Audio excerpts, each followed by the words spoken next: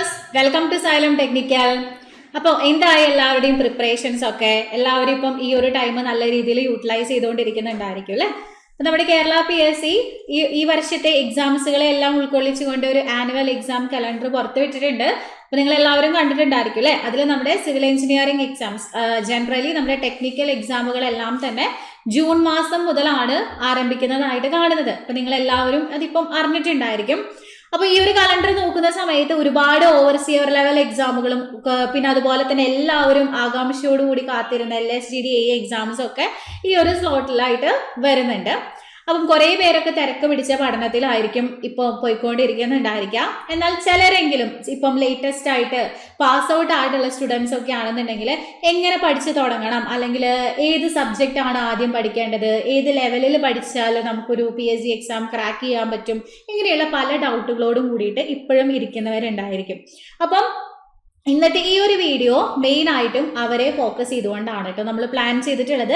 അപ്പോൾ മെയിൻ ആയിട്ട് overseer second grade third grade എക്സാമുകൾക്ക് വേണ്ടി തയ്യാറെടുക്കുന്നവരെയാണ് നമ്മൾ ഉദ്ദേശിക്കുന്നത്. അപ്പം ചിലർക്കെങ്കിലും ഒരു സംശയം ഉണ്ടാവും, ഏത് സബ്ജക്റ്റ് പഠിച്ചു തുടങ്ങണം, അല്ലെങ്കിൽ ആ സബ്ജക്റ്റ് എങ്ങനെ പഠിക്കണം, ഏത് രീതിയിൽ പഠിച്ചാൽ നമുക്ക് എഫക്റ്റീവ് ആയിട്ട് ഓർത്ത് വെക്കാം തുടങ്ങിയ ഡൗട്ടുകളൊക്കെ ഉണ്ടായിരിക്കും. മാത്രമല്ല അതിനെക്കുറിച്ച് ഓരോ സബ്ജക്റ്റിനെ കുറിച്ചും ഒരു ക്ലാരിഫിക്കേഷൻ കൂടി എല്ലാവർക്കും വേണ്ടതായിട്ടുണ്ടാവും. അപ്പൊ അങ്ങനത്തെ കുറച്ച് കാര്യങ്ങളാണ് നമ്മൾ ഇതിൽ ഇൻക്ലൂഡ് ചെയ്തിട്ടുള്ളത്. അപ്പൊ പ്രധാനമായിട്ടും നമ്മുടെ ഇന്നത്തെ കണ്ടന്റ് എന്ന് പറയുന്നത്, ഒന്ന്, ഏതൊക്കെ ഓവർസിയർ എക്സാമുകളാണ് ഈ 2025 നിങ്ങളെ കാത്തിരിക്കുന്നത്. ദെൻ രണ്ടാമത്തെ കാര്യം, ഏതൊക്കെയാണ് പ്രധാനപ്പെട്ട സബ്ജക്റ്റുകൾ, ഓവർസിയർ എക്സാംസിന് വേണ്ടി പഠിക്കേണ്ട സബ്ജക്റ്റുകൾ ഏതൊക്കെയാണ്, അതിൽ തന്നെ ചൂസ് ചെയ്ത് പഠിക്കേണ്ട സബ്ജക്റ്റുകൾ ഏതൊക്കെയാണ്. ഇതെല്ലാം കഴിഞ്ഞ് ഒരു 60 ദിവസം കൊണ്ട് എങ്ങനെ ഓവർസിയർ എക്സാമിന് വേണ്ടി പഠിച്ചെടുക്കാം. ഇത്രയും കാര്യങ്ങളാണ് നമ്മൾ കണ്ടന്റ് ആയിട്ട് ഇന്ന് ഉൾപ്പെടുത്തിയിട്ടുള്ളത് കേട്ടോ. അപ്പം ഇനി ആദ്യമായിട്ട് പഠിച്ചു തുടങ്ങാൻ താല്പര്യപ്പെടുന്നവരാണ്, അല്ലെങ്കിൽ ഇപ്പൊ പഠിച്ചുകൊണ്ടിരിക്കുന്നുണ്ട്, ഇത് പോരാ, ഇനി എങ്ങനെ ഒരു ഓർഡറിൽ പഠിച്ചു പോവാം എന്നൊക്കെ ആഗ്രഹിക്കുന്നവർക്ക് ഈ വീഡിയോ എന്തായാലും യൂസ്ഫുൾ ആയിരിക്കും. അപ്പൊ നമുക്ക് നോക്കാം ഏതൊക്കെ എക്സാംസ് ആണ് 2025 overseer second grade and third grade ലെവലിൽ വരുന്നത് എന്നുള്ളത്. സോ നമ്മുടെ എക്സാംസ് സ്റ്റാർട്ട് ചെയ്യുന്നത് നോക്കുമ്പം ജൂലൈ സെപ്റ്റംബർ മാസം നമ്മൾ കണക്കിൽ നോക്കുകയാണെന്നുണ്ടെങ്കിൽ ജൂലൈ സെപ്റ്റംബർ മാസത്തിൽ തന്നെ നമുക്കൊരു 4 സെറ്റ് എക്സാംസ് കാണുന്നുണ്ട്. അതിൽ തന്നെ PWD ഇറിഗേഷൻ ഡിപ്പാർട്ട്മെന്റിലേക്ക്, ഹാർബർ എഞ്ചിനീയറിംഗ് ഡിപ്പാർട്ട്മെന്റിലേക്ക്, നമ്മുടെ ഓവർസിയർ ഗ്രേഡ് 2 ഡിപ്പാർട്ട്മെന്റിലെ ഓവർസിയർ ഗ്രേഡ് 2 തസ്തികയിലേക്ക് എക്സാമിനേഷൻ വിളിച്ചിട്ടുണ്ട്. ഈ കാറ്റഗറിയിലേക്ക് എക്സാംസ് ഉണ്ട്. അപ്പം ജൂലൈ സെപ്റ്റംബർ ആ ഒരു സ്ലോട്ടിനകത്തായിരിക്കും നമുക്ക് ആ ഒരു എക്സാം വരുന്നുണ്ടായിരിക്കാം. അതേപോലെ തന്നെ PWD ഇറിഗേഷൻ ഡിപ്പാർട്ട്മെന്റിൽ ഓവർസിയർ ഗ്രേഡ് 3 ലെവലിലേക്കും ആപ്ലിക്കേഷൻസ് ഇൻവൈറ്റ് ചെയ്തിട്ടുണ്ട്.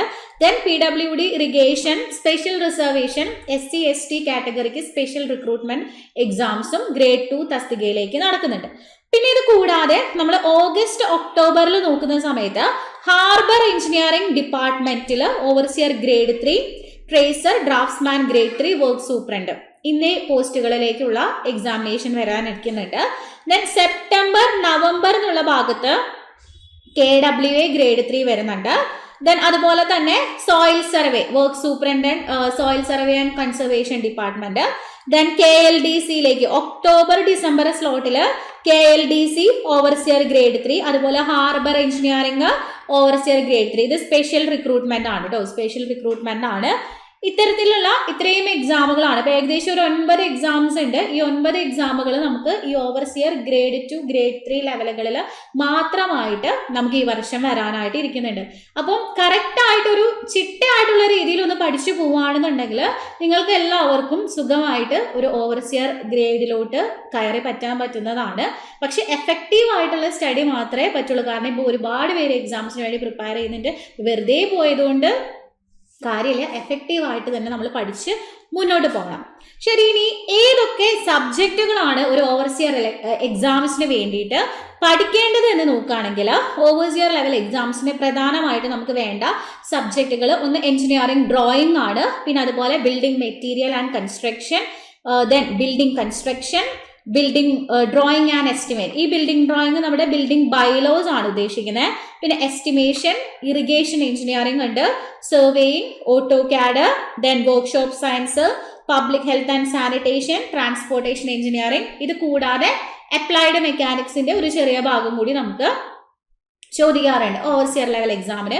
ഇപ്പോഴത്തെ ഒരു നിലവിൽ നമ്മുടെ കേരള PSC സിലബസ് പുറത്തുവിടുന്ന സമയത്ത് ഓരോ സബ്ജക്റ്റിൽ നിന്നും എത്ര മാർക്കിനുള്ള ചോദ്യങ്ങളാണ് വരിക എന്നുള്ളതും കൂടി നമ്മുടെ സിലബസിൽ കാണിക്കാറുണ്ട്. അതായത് മാർക്ക് ഡിസ്ട്രിബ്യൂഷനും കൂടി ഉൾപ്പെടുത്തിയിട്ടായിരിക്കും നമ്മുടെ സിലബസ് ഇപ്പം വരുന്നത്.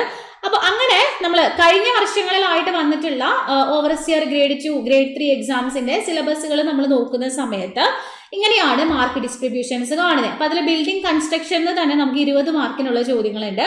അതുപോലെ സർവേയിങ്ങിൽ നിന്ന് 14 mark, then building materials and കൺസ്ട്രക്ഷനിൽ നിന്ന് 12 mark, then building drawing and estimate 14 mark, then basic engineering drawing 8 mark, AutoCAD 8 mark, transportation engineering 8 mark, then irrigation engineering 6 mark, units of measurement and applied mechanics 6 mark, public health and sanitation 6 mark. ഈ രീതിയിലാണ് വരുന്നത്. ഇപ്പം ഇത് സബ്ജക്റ്റിന്റെ വെയിറ്റേജിന്റെ ഓർഡറിൽ തന്നെയാണ് ഞാൻ ഈ mark ഡിസ്ട്രിബ്യൂഷനും ഇവിടെ കൊടുത്തിട്ടുള്ളത്. അപ്പം ഈ രീതിയിലാണ് ഇപ്പൊ നമ്മൾ ഒരു 2024 നടന്നിട്ടുള്ള ഈ ഒരു ലെവൽ എക്സാമുകൾ നോക്കുമ്പോൾ ഏകദേശം ഈ രീതിയിൽ തന്നെയാണ് മാർക്ക് ഡിസ്ട്രിബ്യൂഷൻ വന്നിട്ടുള്ളത്. ഇതേ രീതിയിൽ തന്നെയാണ് ഓരോ സബ്ജക്റ്റിൽ നിന്നും മാർക്ക് ഡിസ്ട്രിബ്യൂഷൻ വന്നിട്ടുള്ളത്. ചെറിയ വേരിയേഷൻസ് അങ്ങോട്ടും ഇങ്ങോട്ടും ഉള്ളൂ എന്നുള്ള വ്യത്യാസം മാത്രമേ ഉള്ളൂ. ഏകദേശം ഈ ലെവലിൽ തന്നെ പഠിച്ചാലേ അത്രയും മാർക്ക് നമുക്ക് സ്കോർ ചെയ്തെടുക്കാനായിട്ട് പറ്റുള്ളൂ. ഓക്കെ, ഇനി നമ്മൾ സിലബസിലേക്ക് കടക്കുകയാണെന്നുണ്ടെങ്കിൽ സിലബസ് നമുക്കറിയാം എഞ്ചിനീയറിംഗ് ഡ്രോയിങ് ആണ്, 8 മാർക്കാണ് എഞ്ചിനീയറിംഗ് ഡ്രോയിങ്ങിൽ നിന്ന് വരുന്നത്. അത് കോമൺ ആയിട്ട് നമ്മൾ പഠിക്കുന്ന എല്ലാ കാര്യങ്ങളും ഉണ്ട്. അതായത് നമ്മുടെ എന്താ പറയുക ഡ്രോയിങ് ഇൻസ്ട്രുമെന്റ്സ്, അതുപോലെ തന്നെ drawing sheet, lines, projections, conic sections, സ്ഥിരമായിട്ട് പഠിക്കുന്ന എല്ലാ കാര്യങ്ങളും സിലബസിൽ ഉൾപ്പെടുത്തിയിട്ടുണ്ട്. സോ ഇതിൽ തന്നെ അറിയാം സ്ഥിരം ചോദ്യങ്ങൾ ഡ്രോയിങ് ഇൻസ്ട്രുമെന്റ്സിൽ നിന്ന് എന്തായാലും നമുക്കൊരു ചോദ്യം വരാറുണ്ട്. അതുപോലെ തന്നെ ഡ്രോയിങ് ഷീറ്റിന്റെ സൈസ് സ്ഥിരമായിട്ട് നമ്മൾ കാണാറുള്ള ഒരു ചോദ്യമാണ്. അതുപോലെ തന്നെ നമുക്ക് ഈ പ്രൊജക്ഷനുമായിട്ട് റിലേറ്റ് ചെയ്തിട്ടുള്ള ചോദ്യങ്ങളും എക്സാംസിന് കാണാറുണ്ട്. ഓക്കെ, ഇങ്ങനത്തെ ചോദ്യങ്ങൾ നമ്മൾ എക്സാംസിന് കാണാറുണ്ട്. അപ്പം ഈ ഒരു എഞ്ചിനീയറിംഗ് ഡ്രോയിങ്ങിന് നമുക്ക് 8 മാർക്കാണ് ഈ ഒരു എക്സാമിനേഷന് നമുക്ക് ഈ ഒരു സബ്ജക്റ്റിൽ നിന്ന് വരുന്നത്. പിന്നെ അതുപോലെ building material and construction. Building material and construction നോക്കുമ്പോൾ നോർമലി നമ്മൾ ഏതൊക്കെ ബിൽഡിംഗ് മെറ്റീരിയൽ ആണോ പഠിക്കാറുള്ളത് എല്ലാ ബിൽഡിംഗ് മെറ്റീരിയലും ഉണ്ട്. മിസലേനിയസ് മെറ്റീരിയൽസ് അടക്കം എല്ലാ മെറ്റീരിയൽസും നമ്മളിവിടെ പഠിക്കേണ്ടതായിട്ടുണ്ട്. അത് കൂടാതെ ഇതിന്റെ കൂടെ നമുക്ക് കോൺക്രീറ്റും അഡ്മിക്സ്ചറും കൂടെ നമുക്ക് പഠിക്കാനുണ്ട്. CT വരുന്ന കോൺക്രീറ്റിനെ കുറിച്ചും അഡ്മിക്സ്ചറിനെ കുറിച്ചും കൂടെ നമ്മുടെ ബിൽഡിംഗ് മെറ്റീരിയലിൽ ഉൾപ്പെടുത്തിയിട്ടുണ്ട്. 12 മാർക്കാണ്. ഏകദേശം 12 ചാപ്റ്ററോളാണ് നമുക്ക് ബിൽഡിംഗ് മെറ്റീരിയലിൽ നിന്ന് പഠിക്കാനുള്ളത്. ആ ബിൽഡിംഗ് 12 ചാപ്റ്ററുകളിൽ നിന്നായിട്ട് 12 മാർക്ക് നമുക്ക് എവിടെ നിന്ന് സ്കോർ ചെയ്യണം? ബിൽഡിംഗ് മെറ്റീരിയലിൽ നിന്ന് സ്കോർ ചെയ്യാനായിട്ട് പറ്റും. ദെൻ നമ്മൾ ബിൽഡിംഗ് കൺസ്ട്രക്ഷൻ എടുക്കുമ്പം ബിൽഡിംഗ് കൺസ്ട്രക്ഷന് 20 മാർക്കാണ്. ഏറ്റവും കൂടുതൽ വെയിറ്റേജ് ഉള്ള സബ്ജക്റ്റ് ഇപ്പം ബിൽഡിംഗ് കൺസ്ട്രക്ഷൻ ആണ്. ബിൽഡിംഗ് കൺസ്ട്രക്ഷനിൽ നോർമലി നമ്മൾ പഠിക്കുന്ന നമ്മുടെ stone masonry, brick masonry, composite masonry, foundations, അതുപോലെ സ്കാഫോൾഡിങ്, ആർച്ച് ലിൻഡൽ, ഇങ്ങനത്തെ കാര്യങ്ങൾ. ദെൻ പിന്നെ നമ്മൾ BC-യിൽ പഠിക്കാറുള്ള കാര്യങ്ങളാണ് നമ്മുടെ ഡോർസ് ആൻഡ് വിൻഡോസ്, അതുപോലെ റൂഫ്, ഫ്ലോർസ് ആൻഡ് ഫ്ലോറിങ്സ്. ഇതിൽ സ്ഥിരമായിട്ട് നമ്മൾ ക്വസ്റ്റ്യൻ പേപ്പറുകൾ നോക്കുമ്പം സ്ഥിരമായിട്ട് ചോദ്യങ്ങൾ വരുന്ന ചാപ്റ്ററുകളിൽ ഒന്നാണ് സ്കാഫോൾഡിങ്, ഷോറിംഗ്, അണ്ടർപിന്നിങ്, അതുപോലെ ആർച്ചിൽ നിന്ന് സ്ഥിരം ഒരു ചോദ്യം കാണാറുണ്ട്. പിന്നെ ഡോർസ് ആൻഡ് വിൻഡോസ്, റൂഫ്, ഈ 4 ചാപ്റ്ററിൽ നിന്ന് റിപ്പീറ്റഡ് ആയിട്ട് ചോദ്യങ്ങൾ വന്ന് കാണാറുള്ളതാണ് കേട്ടോ. പിന്നെ ഒന്നാണ് ബ്രിക്ക് മേസൺറി, അതിൽ നിന്നും റിപ്പീറ്റഡ് ആയിട്ട് ചോദ്യങ്ങൾ വരാറുണ്ട്. എക്സാംസിന് എന്തായാലും ചോദ്യങ്ങൾ ഒഴിവാക്കാത്ത ചാപ്റ്റേഴ്സ് ആയിട്ട് നമ്മൾ ആ ചാപ്റ്റേഴ്സിനെ എപ്പോഴും പറയാറുണ്ട്. ഇനി ബിൽഡിംഗ് കൺസ്ട്രക്ഷനിൽ ഈ ബിൽഡിംഗ് കൺസ്ട്രക്ഷൻ മാത്രമല്ല 20 മാർക്കിലുള്ളത്, അതിന് കൂടെ തന്നെ നമ്മുടെ RCCയും സ്റ്റീലും അതിന്റെ കൂടെ ഇൻക്ലൂഡഡ് ആണ് കേട്ടോ. RCCയും സ്റ്റീലും അതിന്റെ കൂടെ ഇൻക്ലൂഡഡ് ആണ്. RCCയുടെ ഇൻട്രൊഡക്ഷൻ, യൂസസ്, അതുപോലെ തന്നെ ബാർ ബെൻഡിങ്, അങ്ങനത്തെ കാര്യങ്ങൾ, IS കോഡ് സ്പെസിഫിക്കേഷൻസും കാര്യങ്ങളൊക്കെ വരുന്നുണ്ട്. പിന്നെ നമ്മുടെ കോൺക്രീറ്റ് ടെക്നോളജിയിൽ ഉൾപ്പെടുന്ന കോൺക്രീറ്റിന്റെ മിക്സിങ്, സ്ലം ടെസ്റ്റ്, ഇത്രയും കാര്യങ്ങൾ നമ്മൾ already concrete admixture building material പറഞ്ഞു. പിന്നെ സ്ലം ടെസ്റ്റും കോൺക്രീറ്റ് മിക്സിങ്ങും അത് ഇവിടെ നമ്മുടെ ബിൽഡിംഗ് കൺസ്ട്രക്ഷനിൽ ഉൾപ്പെടുത്തിയിട്ടുണ്ട്. സ്ലം ടെസ്റ്റ് വളരെ ഇമ്പോർട്ടൻ്റ് ആയിട്ടുള്ള ഭാഗമാണ്. അവിടെ നിന്ന് സ്ലംബിന്റെ വാല്യൂ റിപ്പീറ്റഡ് ക്വസ്റ്റ്യൻ ആണ് കേട്ടോ. പ്രീവിയസ് ഇയറിൽ കുറേ പ്രാവശ്യം എക്സാമിന് അത് ചോദിച്ചിട്ടുണ്ട്. പിന്നെ അതുപോലെ തന്നെ സ്റ്റീലിൽ നിന്നുള്ള സ്റ്റീൽ സെക്ഷൻസ്, കണക്ഷൻസ് പോലെയുള്ള കാര്യങ്ങൾ. അപ്പൊ ഇത്രയുമാണ് ഈ ഒരു മൊഡ്യൂൾ. അപ്പൊ ഈ ഒരു മൊഡ്യൂളില് ബിൽഡിംഗ് കൺസ്ട്രക്ഷൻ മാത്രമല്ല RCCയും അതുപോലെ തന്നെ സ്റ്റീലും ഇതിന്റെ കൂടെ തന്നെ വരുന്നുണ്ട്. ഓക്കെ, ദെൻ ഇനി നെക്സ്റ്റ് നമുക്ക് വരുന്നത് ബിൽഡിംഗ് ഡ്രോയിങ് ആൻഡ് എസ്റ്റിമേറ്റ് ആണ്. ബിൽഡിംഗ് ഡ്രോയിങ്ങിൽ കംപ്ലീറ്റ് ആയിട്ട് നമ്മുടെ ബിൽഡിംഗ് ബൈലോസ് ആണ്. നമ്മൾ ബ്യൂറോ ഓഫ് ഇന്ത്യ, നമ്മുടെ NBC കോഡ്, നാഷണൽ ബിൽഡിംഗ് കോഡും അതുപോലെ തന്നെ Kerala municipality building rule KMBR, ഇതിനെ രണ്ടിനെയും ബേസ് ചെയ്തുകൊണ്ടുള്ള ചോദ്യങ്ങൾ ആണ് നമുക്ക് വരാറുള്ളത്. അപ്പോൾ ഈ 2 കോഡിൽ നിന്നും പ്രധാനപ്പെട്ട കാര്യങ്ങൾ നമ്മൾ പഠിച്ചിരിക്കണം. പ്രത്യേകിച്ച് നമ്മുടെ ഡയമെൻഷനുകൾ, ബാത്റൂമിന്റെ ഡയമെൻഷനുകൾ, അതുപോലെ ബിൽഡിങ്ങിന്റെ ഹൈറ്റുകൾ, അതുപോലെ ഫ്ലോർ ഏരിയ റേഷ്യോസ്, അങ്ങനത്തെ കാര്യങ്ങളൊക്കെ പ്രത്യേകം എടുത്ത് പഠിക്കേണ്ടതാണ്. അങ്ങനത്തെ കാര്യങ്ങളൊക്കെയാണ് സ്ഥിരമായിട്ട് ചോദിച്ചു കാണാറുള്ളത്. പിന്നെ നമ്മുടെ എസ്റ്റിമേഷൻ പിന്നെ എവിടെയും സ്കിപ്പ് ചെയ്യാനില്ല, കംപ്ലീറ്റ് ആയിട്ട് പഠിക്കുക. എല്ലാ ഭാഗത്തു നിന്നും ചോദ്യങ്ങൾ വരാറുണ്ട്. എസ്പെഷ്യലി നമ്മൾ പഠിക്കുന്ന ടെക്നിക്കൽ ടേമുകളിൽ നിന്ന്, അത് വാലുവേഷന്റെ ടെക്നിക്കൽ ടേംസ് ആണെങ്കിലും എസ്റ്റിമേഷനുമായിട്ട് റിലേറ്റഡ് ആയിട്ടുള്ള ടെക്നിക്കൽ ടേംസ് ആണെങ്കിലും സ്ഥിരമായിട്ട് വരുന്ന ഭാഗങ്ങളാണ് കേട്ടോ. പ്രോബ്ലംസ് ആയിട്ട് അങ്ങനെ ക്വാണ്ടിറ്റി കാൽക്കുലേഷൻ ആണ് അധികവും നമുക്കൊരു OCR ലെവലിൽ കാണാറുള്ളത്. അപ്പോൾ ഒരു ക്വാണ്ടിറ്റി കാൽക്കുലേഷന്റെ പ്രോബ്ലങ്ങളും പഠിക്കുന്നത് നല്ലതാണ്. ഓക്കെ, എസ്റ്റിമേഷൻ എന്ന് പഠിക്കുമ്പോൾ സോ അതിന് നമുക്കിവിടെ 12 മാർക്ക് ഉണ്ട്. ബിൽഡിംഗ് ബൈലോസും എസ്റ്റിമേഷനും കൂടി പഠിക്കുമ്പം 12 മാർക്കാണ് കിട്ടുന്നത്. സോ ഇറിഗേഷൻ എഞ്ചിനീയറിംഗിൽ അത്യാവശ്യം കാര്യങ്ങളൊക്കെ പഠിക്കാനുണ്ട്. അത്യാവശ്യം ഒരു ഇൻട്രൊഡക്ഷൻ ഭാഗങ്ങൾ, ഇറിഗേഷനുമായി ബന്ധപ്പെട്ടിട്ടുള്ള ടേംസ് നിങ്ങൾ കേട്ടിട്ടുണ്ടാവും. Crop period, base period, paleo irrigation, core watering, അല്ലെ, അങ്ങനത്തെ ഇമ്പോർട്ടൻ്റ് ആയിട്ടുള്ള ടേമുകൾ. അതുപോലെ ഡെൽറ്റയൊക്കെ നിങ്ങൾ പഠിച്ചിട്ടില്ലേ, അങ്ങനത്തെ കാര്യങ്ങളൊക്കെ എക്സാമിന് ചോദിക്കാറുണ്ട്. പിന്നെ വരുന്നത് എന്താണ്, ഇവിടെ നിന്ന് നമ്മുടെ ഡൈവേർഷൻ ഹെഡ് വർക്കിൽ നിന്നുള്ള ചോദ്യങ്ങൾ കാണാറുണ്ട്. Reservoir, dam, canal, cross drainage work സ്ഥിരം എക്സാമിനുള്ള ചോദ്യമാണ്. ഇതിലൊരു ഇപ്പൊ ഒരുവിധം ഓവർസിയർ സെക്കൻഡ് ഗ്രേഡ്, തേർഡ് ഗ്രേഡിനൊക്കെ ഒരേപോലെ തന്നെയാണ് സിലബസ് വരെ. ചില എക്സാമിന് മാത്രം ചിലപ്പോൾ റിസർവോയറിന്റെ പോർഷൻ ഒഴിവാക്കുന്ന കണ്ടിട്ടുണ്ട് കേട്ടോ. ചില എക്സാംസിന് മാത്രം റിസർവോയറിന്റെ പോർഷൻ ഒഴിവാക്കി കാണാറുണ്ട്. ബാക്കി ഒരുവിധം ഭാഗങ്ങളൊക്കെ ഇതേപോലെ തന്നെയാണ് ഓവർസിയർ ഗ്രേഡ് 2നും 3ക്കും ഒക്കെ നമ്മൾ കാണാറില്ല. ഓക്കെ, അപ്പൊ ഇതിന് നമുക്ക് 6 മാർക്കേ ഉള്ളൂ. പക്ഷെ അത്യാവശ്യം പഠിക്കാനുണ്ട് കണ്ടന്റ്. പക്ഷെ 6 മാർക്കിനുള്ള വെയിറ്റേജ് ഇറിഗേഷൻ എഞ്ചിനീയറിംഗിനുള്ളൂ. ദെൻ പിന്നെ സർവേയിങ്, അടുത്തൊരു മോസ്റ്റ് ഇമ്പോർട്ടൻറ്റ് സബ്ജക്റ്റ് ആണ് സർവേയിങ്. 14 മാർക്കാണ് സർവേയിങ്ങിനുള്ളത്. അതിൽ ചെയിൻ സർവേ മുതൽ മോഡേൺ ഇൻസ്ട്രുമെന്റ്സ് വരെയുള്ള എല്ലാ കാര്യങ്ങളും നമ്മൾ പഠിക്കണം. നമ്മൾ എന്തൊക്കെ കാര്യങ്ങൾ നമ്മൾ പഠിച്ചിട്ടുണ്ടോ അതെല്ലാം ഉണ്ട് ഓരോ ചാപ്റ്റർ ആയിട്ട്.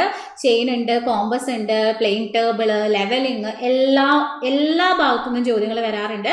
ഏറ്റവും ഇമ്പോർട്ടൻ്റ് ആയിട്ട് നമ്മൾ സർവേ പഠിക്കണം. 14 മാർക്കാണ് ആ ഒരു സബ്ജക്റ്റിൽ നിന്ന് മാത്രം നമുക്ക് കിട്ടണേ. നമ്മൾ ബിൽഡിംഗ് കൺസ്ട്രക്ഷൻ്റെ മൊഡ്യൂളിൽ BCയും അതുപോലെ RCCയും സ്റ്റീലും CTയും കൂടി പഠിക്കുമ്പോൾ 20 മാർക്ക്. ഇവിടെ നമുക്ക് സർവേ മാത്രം പഠിച്ചു കഴിഞ്ഞാൽ നമുക്ക് 14 മാർക്ക് വരെ സ്കോർ ചെയ്യാനായിട്ട് പറ്റും.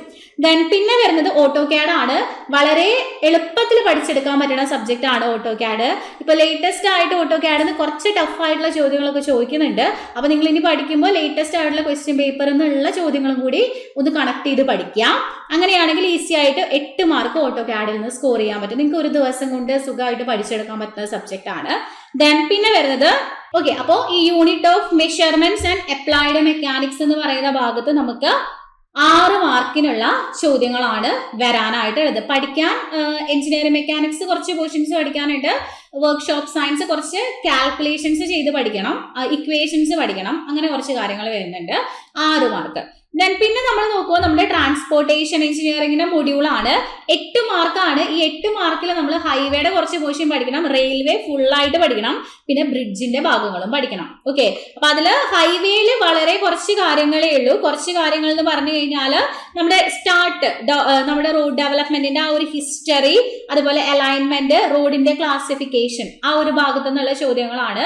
അപ്പൊ പ്രത്യേകിച്ച് ഇപ്പം ITA ടെക്സ്റ്റ് ബുക്കുകളിൽ കുറച്ച് ഡെഫിനീഷൻസ് ഒക്കെ ഉണ്ട്. ആ ഡെഫിനീഷനുകളൊക്കെ ഒന്ന് പഠിച്ചു പോകുന്നത് നല്ലതാണ്.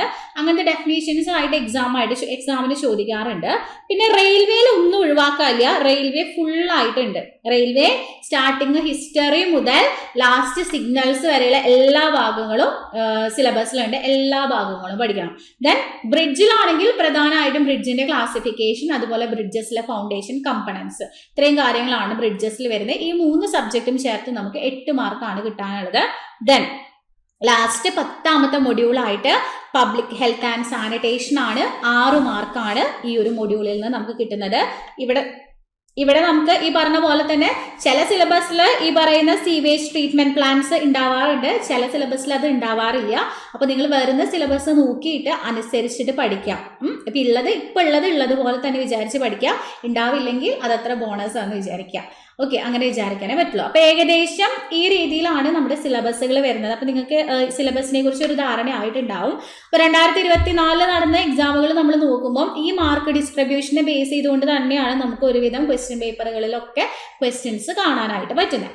ഓക്കെ, ഇനി എങ്ങനെ ഒരു ഓവർസിയർ എക്സാമിനെ അപ്രോച്ച് ചെയ്യണം എന്ന് ചോദിക്കുകയാണെങ്കിൽ, ആദ്യമായിട്ട് പഠിക്കാൻ ഉദ്ദേശിക്കുന്ന ഒരാളാണ് നിങ്ങൾ എന്നുണ്ടെങ്കിൽ, ഒരു സംശയവും വേണ്ട.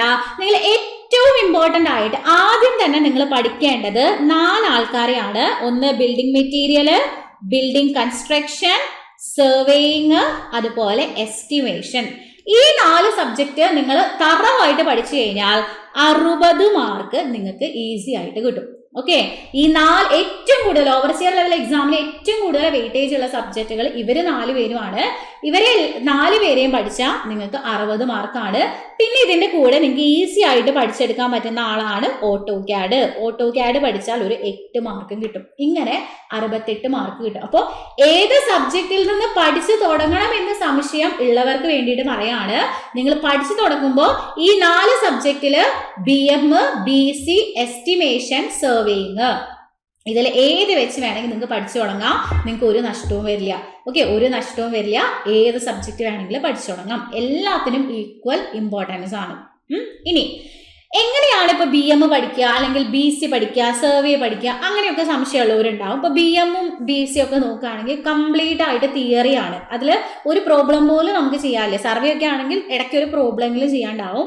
BM, BC കംപ്ലീറ്റ് തിയറിയാണ് പഠിക്കാനുള്ളത്.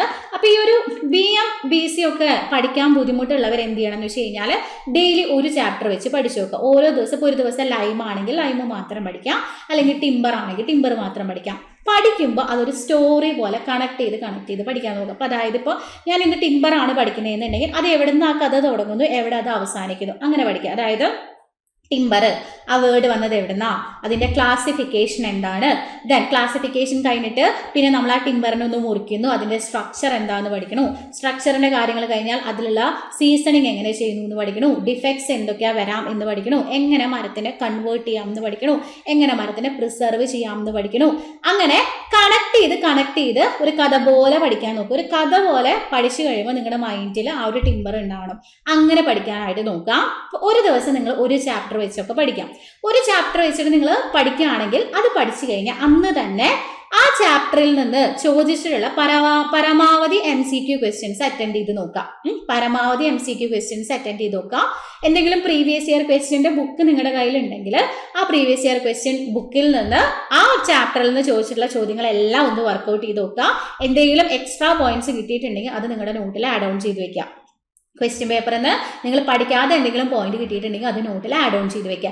ഇങ്ങനെ ഡെയിലി ഓരോ ചാപ്റ്റർ വെച്ചിട്ട് ബിൽഡിംഗ് മെറ്റീരിയലും അതുപോലെ കൺസ്ട്രക്ഷനും പഠിച്ചു പോവുകയാണെങ്കിൽ നിങ്ങൾക്ക് കുറച്ചും കൂടെ നന്നായിട്ട് ഓർത്ത് വെക്കാൻ പറ്റും. പിന്നെ നിങ്ങൾ ഇന്ന് ടിമ്പർ പഠിച്ചു, നാളെ നിങ്ങൾ ബ്രിക്ക് പഠിക്കാൻ പോവുകയാണെന്നുണ്ടെങ്കിൽ ബ്രിക്ക് ഇതുപോലെ കണക്ട് ചെയ്ത് പഠിച്ചിട്ട് ബ്രിക്കിന്റെ MCQ ചെയ്യുമ്പോൾ ഒപ്പം തന്നെ ടിമ്പറിന്റെ MCQ കൂടി ചെയ്ത് നോക്കുക. തലേ ദിവസം നിങ്ങൾ തെറ്റിച്ച കാര്യങ്ങൾ നിങ്ങൾക്ക് പിറ്റേ ദിവസം ശരിയാക്കാൻ പറ്റും. അല്ലെങ്കിൽ അത് പിന്നെയും ശരിയായിട്ടില്ലെങ്കിൽ ഒന്നും കൂടി അത് ഓർക്കാൻ പറ്റും. ഓക്കെ, അങ്ങനെ പഠിച്ചു പോവുകയാണെങ്കിൽ BM, BC ഒക്കെ നിങ്ങൾക്ക് സുഖമായിട്ട് ഓർത്ത് വെക്കാൻ പറ്റും. ഡെയിലി ടച്ച് ഉണ്ടാവണമെന്ന് മാത്രം, ഈ സബ്ജക്റ്റുകളിൽ ഡെയിലി ഒരു ടച്ച് ഉണ്ടാവണം എന്നുള്ള കാര്യം മാത്രമേ ഉള്ളൂ. ഇനി നിങ്ങൾ പഠിക്കുന്ന കാര്യത്തെ എങ്ങനെ പഠിക്കാം, ഒരു എക്സാമിന് എങ്ങനെ പഠിക്കാം എന്ന് വിചാരിക്കുന്നവർക്ക് വേണ്ടിയിട്ടാണ് പറയുന്നത്. ഇപ്പൊ ഞാൻ പറഞ്ഞ പോലെ പഠിച്ചു തുടങ്ങുന്നവരാണെങ്കിൽ ഈ സബ്ജക്റ്റുകളിൽ ഏത് സബ്ജക്റ്റ് വേണമെങ്കിൽ വെച്ച് നിങ്ങൾക്ക് പഠിച്ചു തുടങ്ങാം. ഇത് ഏത് പഠിച്ചാലും നിങ്ങൾക്ക് നഷ്ടം വരില്ല, എന്തായാലും നിങ്ങൾക്ക് സ്കോർ ചെയ്യാനായിട്ട് പറ്റും. ഇനി പഠിക്കുന്ന സമയത്ത് നിങ്ങൾ ചെയ്യേണ്ടത് ഈ പറഞ്ഞ പോലെ തന്നെയാണ്. ഒരു ചാപ്റ്റർ പഠിച്ചാൽ ആ ചാപ്റ്ററുമായി ബന്ധപ്പെട്ട MCQs ക്വസ്റ്റ്യൻസ് അന്ന് തന്നെ ചെയ്യാൻ നോക്കുക. അതുപോലെ തന്നെ പ്രീവിയസ് ഇയർ ക്വസ്റ്റ്യൻ പേപ്പറിൽ നിന്ന് ആ ഒരു ചാപ്റ്ററിൽ നിന്ന് ചോദിച്ചിട്ടുള്ള ചോദ്യങ്ങളും അതിൻ്റെ ഒപ്പം തന്നെ ചെയ്തു പോകാനായിട്ട് നോക്കുക. എന്നിട്ട് അഡീഷണൽ ആയിട്ട് നിങ്ങൾക്ക് പോയിന്റ്സ് കിട്ടുന്നുണ്ടെങ്കിൽ ആ പോയിന്റ്സ് നിങ്ങളുടെ നോട്ടിൽ നിങ്ങൾ ആഡ് ചെയ്യാം. ഇത്രയും കാര്യങ്ങൾ ഡെയിലി ചെയ്യാനായിട്ട് നോക്കുക. പിന്നെ ഞാൻ പറഞ്ഞ പോലെ ഇന്ന് ഈ ഒരു ചാപ്റ്റർ ചെയ്തു എന്ന് വിചാരിച്ചിട്ട് നാളെ അത് ചെയ്യാതിരിക്കരുത്. നിങ്ങൾക്ക് അവിടെ ആ ചാപ്റ്റർ തന്നെ നിങ്ങൾ വീണ്ടും ചെയ്യാം. അങ്ങനെ ക്വസ്റ്റ്യൻസ് കണ്ട് കുറേ കാര്യങ്ങൾ നിങ്ങളുടെ മൈൻഡിൽ നിൽക്കും. ഓക്കെ, അപ്പൊ തലേദിവസം ചെയ്ത ചാപ്റ്റർ പിറ്റേ ദിവസത്തെ ചാപ്റ്ററിന്റെ കൂടെ തന്നെ വീണ്ടും ആ ഭാഗത്തിലുള്ള ക്വസ്റ്റ്യൻസും കൂടി ചെയ്യാനായിട്ട് നോക്കാം. ഓക്കെ, പിന്നെ നിങ്ങൾക്ക് ചെയ്യാൻ പറ്റുന്ന വേറൊരു കാര്യം എന്ന് പറയുന്നത്, നിങ്ങൾ എല്ലാ സൺഡേ ഒരു വീക്കെൻഡിൽ ഒരു സൺഡേ നിങ്ങൾ ഒരു പ്രീവിയസ് ഇയർ ക്വസ്റ്റ്യൻ ഫുള്ളായിട്ട് വർക്കൗട്ട് ചെയ്യാൻ നോക്കാം. അത് നിങ്ങൾ പഠിച്ചു കഴിഞ്ഞോ പഠിച്ചു അങ്ങനെയൊന്നുമില്ല, നിങ്ങൾ എന്തായാലും ഒന്ന് ചെയ്തു നോക്കുക. നിങ്ങൾക്ക് എത്ര മാർക്കോ കിട്ടിക്കോട്ടെ, നിങ്ങളിങ്ങനെ പഠിച്ച് കയറി വരുന്ന സമയത്ത് നിങ്ങളുടെ ഇമ്പ്രൂവ്മെന്റ് നിങ്ങൾക്ക് മനസ്സിലാക്കാൻ പറ്റും. നിങ്ങൾക്ക് കുറേ ക്വസ്റ്റ്യൻസ് ചെയ്യാൻ പറ്റുന്നതായിട്ട് നിങ്ങൾക്ക് അറിയാൻ പറ്റും. അപ്പോൾ നിങ്ങൾ പരമാവധി ആഴ്ചയിൽ ഒരു ദിവസം ഒരു പ്രീവിയസ് ഇയർ ക്വസ്റ്റ്യൻ പേപ്പർ ഫുള്ളായിട്ട് ആ ഒരു ടൈമിൽ വെച്ചിട്ട് ചെയ്യാൻ പറ്റുന്നുണ്ടോ എന്നുള്ള കാര്യം ഒന്ന് നോക്കാം. അതാണ് പിന്നെ നിങ്ങൾ പഠിക്കുന്നവര് പ്രധാനമായിട്ടും ചെയ്യേണ്ട ഒരു കാര്യം എന്ന് പറയുന്നത്. ഓക്കെ, അപ്പൊ നിങ്ങൾ പഠിക്കുമ്പോൾ കണ്ടിന്യൂസ് ആയിട്ട് ഒരു മൺഡേ ടു സൺഡേ പഠിക്കാണ്ട് ഒരു സാറ്റർഡേ സൺഡേ റിവിഷന് വേണ്ടി മാറ്റി വെച്ചിട്ട് ബാക്കിയുള്ള 5 ദിവസം പഠിക്കാൻ വേണ്ടി എടുക്കാം. സാറ്റർഡേ സൺഡേ കംപ്ലീറ്റ് ആ ഒരാഴ്ച പഠിച്ച റിവിഷനും സൺഡേ ഒരു ദിവസം എന്ത് ചെയ്യുക, പ്രീവിയസ് ഇയർ ക്വസ്റ്റ്യൻ വർക്കൗട്ട് ചെയ്യാനും കൂടി മാറ്റി വെക്കുകയാണെങ്കിൽ നിങ്ങളുടെ സ്റ്റഡീസ് കുറച്ചും കൂടെ എഫക്റ്റീവ് ആവും. കാരണം പഠിക്കലും നടക്കും, റിവിഷനും നടക്കും, കൂടാതെ കുറെ ക്വസ്റ്റ്യൻസും നിങ്ങൾക്ക് കിട്ടും. ഓക്കെ, ആ ഒരു രീതി നിങ്ങൾ ഫോളോ ചെയ്യാനായിട്ട് നോക്കാം. ഇതൊക്കെയാണ് നിങ്ങൾ പഠിക്കുന്ന സമയത്ത് ശ്രദ്ധിക്കേണ്ട കാര്യങ്ങളായിട്ട് പറയാനുള്ളത്. ഇനി അപ്പം ഏത് സബ്ജക്റ്റ് പഠിക്കണം എന്നുള്ള ഡൗട്ട് മാറിയിട്ടുണ്ടാവും, എങ്ങനെ പഠിക്കാം എന്നുള്ള ഒരു ഡൗട്ടും നിങ്ങൾക്ക് ഇപ്പോൾ ക്ലിയർ ആയിട്ടുണ്ടാവും. ഇനി പിന്നെ ഞാൻ നിങ്ങൾക്ക് വേണ്ടി സജസ്റ്റ് ചെയ്യുന്നത് ഒരു 60 ഡേയ്സിലെ ഒരു സ്റ്റഡി പ്ലാൻ ആണ്. എങ്ങനെ ഇപ്പൊ നിങ്ങളൊരു മാർച്ച് 1 മുതൽ പഠിച്ചു തുടങ്ങുകയാണെങ്കിൽ നിങ്ങൾക്ക് എങ്ങനെ ഈ ഓവർസിയർ സിലബസ് കവർ ചെയ്യാം എന്നുള്ള രീതിയിലാണ് ഇത് ഞാനിപ്പോൾ എൻ്റെ ഐഡിയയിൽ ക്രിയേറ്റ് ചെയ്തിട്ടുള്ള ഒരു പ്ലാൻ ആണ് കേട്ടോ. നിങ്ങൾക്ക് നിങ്ങളുടെ രീതിക്ക് സബ്ജക്റ്റുകളെ മാറ്റി മറിച്ചൊക്കെ വെക്കാം. അപ്പൊ ഞാനിവിടെ ഒരു സബ്ജക്റ്റിനെ മെയിൻ ആക്കി വെക്കുക, ബാക്കി സബ്ജക്റ്റിനെ ഒക്കെ അതിന്റെ കൂടെ പഠിക്കാനുള്ള ആൾക്കാരായിട്ട് വിടുകയാണ് കേട്ടോ. ഞാൻ 15 ദിവസം പഠിക്കാൻ BM-നും 20 ദിവസം സർവേക്കും അതുപോലെ ബാക്കി 20 ദിവസം BC-ക്കും വേണ്ടി കൊടുക്കാന്ന് വിചാരിക്കാം. ഇങ്ങനെ ഞാൻ കൊടുക്കാണ്. സോ ഈ BM പഠിക്കാൻ ടോട്ടൽ ഞാൻ എടുക്കുന്ന ദിവസം 15 ദിവസമാണ്. ആ BM-ന്റെ കൂടെ എനിക്ക് എഞ്ചിനീയറിംഗ് മെക്കാനിക്സും അതുപോലെ തന്നെ വർക്ക്ഷോപ്പ് സയൻസും കൂട്ടാം. ആദ്യത്തെ ഒരു 10 ദിവസം BM-ന്റെ കൂടെ എഞ്ചിനീയറിംഗ് മെക്കാനിക്സ് പഠിക്കാം, പിന്നെ ബാക്കിയുള്ള 5 ദിവസം വർക്ക്ഷോപ്പ് സയൻസിന് കൊടുക്കാം. അപ്പൊ ആ 15 ദിവസം കൊണ്ട് നിങ്ങളുടെ BM-ഉം EM-ഉം വർക്ക്ഷോപ്പ് സയൻസും കംപ്ലീറ്റ് ആവും. ഇനി സർവേ പഠിക്കാൻ ഞാൻ 20 ദിവസമാണ് കൊടുത്തിട്ടില്ലേ, ആ സർവേയുടെ കൂടെ നമുക്ക് കമ്പൈൻ ചെയ്ത് എസ്റ്റിമേഷൻ പഠിക്കാം. ഒരു 10 ദിവസം സർവേയുടെ കൂടെ നമുക്ക് എസ്റ്റിമേഷനെ കമ്പൈൻ ചെയ്ത് പഠിക്കാം. ഇനി ബാക്കി ഒരു 10 ദിവസം കൂടി നിങ്ങളുടെ കയ്യിലുണ്ട്. വേണമെങ്കിൽ നിങ്ങൾക്ക് ആ 10 ദിവസം BC പഠിക്കാൻ തുടങ്ങാം, അല്ലെങ്കിൽ ആ 10 ദിവസം കൊണ്ട് നമ്മുടെ ചെറിയ ചെറിയ സബ്ജക്റ്റുകൾ തീർക്കാം. ഓട്ടോകാഡ്, അതുപോലെ RCC steel, then bridge, irrigation ഇതൊക്കെ ഇല്ലേ, ഈ സബ്ജക്റ്റുകൾ ആ ബാക്കിയുള്ള 10 ദിവസം ആ സബ്ജക്റ്റുകൾ പഠിച്ചു തീർക്കാനായിട്ട് നോക്കാം. അപ്പോൾ ഈ പറഞ്ഞ 35 ദിവസം കൊണ്ട് ഇത്രയും കാര്യങ്ങൾ നിങ്ങളുടെ കംപ്ലീറ്റ് ആവും. ദെൻ നിങ്ങൾ അടുത്ത 36ാമത്തെ ദിവസം തൊട്ട് നിങ്ങൾ BC സ്റ്റാർട്ട് ചെയ്യുകയാണെന്നുണ്ടെങ്കിൽ BC-ക്കും ഞാനിവിടെ 20 ദിവസമാണ് ഫിക്സ് ചെയ്യുന്നത്. ആ BC-യുടെ കൂടെ എനിക്ക് ആദ്യത്തെ 5 ദിവസം CT-നെ പഠിക്കാം. CT പഠിക്കാൻ ഒരു 5 ദിവസമൊക്കെ മതിയാവും. 5 ദിവസം CT-നെ പഠിക്കാം. അപ്പം എന്തായി, 5 ദിവസം CT പോയി. അപ്പൊ എന്തായി, 5 ദിവസം CT പഠിക്കാം. പിന്നെ ഒരു 5 ദിവസം വേണമെങ്കിൽ റെയിൽവേ പഠിക്കാം. അപ്പോൾ 10 ദിവസം. പിന്നെ ഒരു 5 ദിവസം ഹൈവേക്ക് കൊടുക്കാം. 15 ദിവസം ഹൈവേക്ക് കൊടുക്കാം. പിന്നെ വരുന്നത് PHS ആണ്, പബ്ലിക് ഹെൽത്ത് ആൻഡ് സാനിറ്റേഷൻ, ഒരു 5 ദിവസം കൊടുക്കാം. അപ്പോൾ BC-യുടെ കൂടെ കമ്പൈൻ ചെയ്ത് BC പഠിക്കുന്നതിന്റെ ഒപ്പം തന്നെ ആദ്യത്തെ 5 ദിവസം CT പഠിക്കാം, പിന്നത്തെ 5 ദിവസം റെയിൽവേ പഠിക്കാം, പിന്നത്തെ 5 ദിവസം ഹൈവേ പഠിക്കാം, പിന്നത്തെ 5 ദിവസം PHS പഠിക്കാം. ഇപ്പൊ ഇത്രയും പ്രകാരം ഒരു 55 ദിവസം കൊണ്ട് ഏകദേശം നിങ്ങൾക്ക് ഒരു സബ്ജക്റ്റിനെ കുറിച്ച് ഒരു ധാരണയാവും. ബാക്കിയുള്ള 5 ദിവസം നമുക്ക് പ്രീവിയസ് ഇയർ ക്വസ്റ്റ്യൻ വർക്കൗട്ടിന് വേണ്ടി യൂസ് ചെയ്യാം. അല്ലെങ്കിൽ നിങ്ങൾ ഏതെങ്കിലും സബ്ജക്റ്റ് പഠിച്ചത് എഫക്റ്റീവ് ആയിട്ടില്ലെങ്കിൽ ആ സബ്ജക്റ്റുകൾ റിവൈസ് ചെയ്യാൻ ചെയ്യാൻ വേണ്ടി യൂസ് ചെയ്യാം. ഇത് ഞാൻ റഫായിട്ട് ഉണ്ടാക്കിയിട്ടുള്ള ഒരു പ്ലാൻ ആണ്. എങ്ങനെ പഠിക്കണം എന്നുള്ള ഒരു ഐഡിയ നിങ്ങൾക്ക് കിട്ടാൻ, നിങ്ങൾക്ക് സ്വന്തമായിട്ട് ഒരു ടൈം ടേബിൾ പ്രിപ്പയർ ചെയ്യാൻ വേണ്ടിയിട്ട് ഞാൻ ക്രിയേറ്റ് ചെയ്തിട്ടുള്ള ജസ്റ്റ് ഒരു 60 days പ്ലാൻ ആണ്. നിങ്ങൾക്കിത് പഠിക്കാൻ പറ്റുമെങ്കിൽ നിങ്ങൾക്കിത് യൂസ് ചെയ്യാം. മാർച്ച് 1 തുടങ്ങിക്കഴിഞ്ഞാൽ നിങ്ങൾക്ക് മാർച്ചും ഏപ്രിലോട് കൂടി നിങ്ങളുടെ കംപ്ലീറ്റ് സ്റ്റഡി അവസാനിപ്പിക്കാൻ പറ്റും.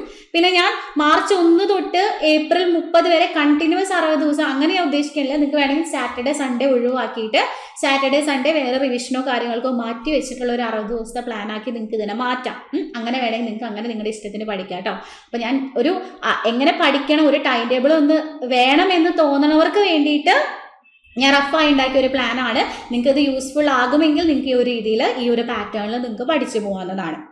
ഓക്കെ, ഇനി സ്വന്തമായിട്ട് വീട്ടിലിരുന്ന് പഠിക്കാൻ ബുദ്ധിമുട്ടുള്ളവരാണെങ്കിൽ, സ്വന്തമായിട്ട് പഠിക്കാൻ പറ്റുന്നില്ല എന്നുണ്ടെങ്കിൽ, ഇപ്പോൾ നമ്മുടെ സൈലം ടെക്നിക്കലിൻ്റെ ഓവർസിയർ ലെവലിലുള്ള ഓഫ്ലൈൻ ആൻഡ് ഓൺലൈൻ ക്ലാസ്സുകളുണ്ട്. ഓൺലൈൻ ക്ലാസ്സുകൾ രാവിലെ 10 മുതൽ രാത്രി 10 മണി വരെയുള്ള സമയങ്ങളിലായിരിക്കും നിങ്ങൾക്ക് അവൈലബിൾ ആവുക. ഓഫ്ലൈൻ ക്ലാസ്സുകളാണെങ്കിൽ രാവിലെ 10 മുതൽ വൈകിട്ട് 3:30 വരെ അല്ലെങ്കിൽ 4 മണി വരെയുള്ള ടൈംസിൽ നമ്മുടെ കാലിക്കറ്റ് ക്യാമ്പസിൽ വെച്ചിട്ട് ഓഫ്ലൈൻ ക്ലാസ്സുകളും നിങ്ങൾക്ക് ലഭിക്കുന്നതാണ്. അപ്പോൾ നിങ്ങൾക്ക് വീട്ടിലിരുന്ന് പഠിക്കാൻ ബുദ്ധിമുട്ടുണ്ടെന്നുണ്ടെങ്കിൽ നമ്മുടെ ഓഫ്ലൈൻ ക്ലാസ്സിൽ വന്നിട്ട് നിങ്ങൾക്ക് പഠിക്കാം.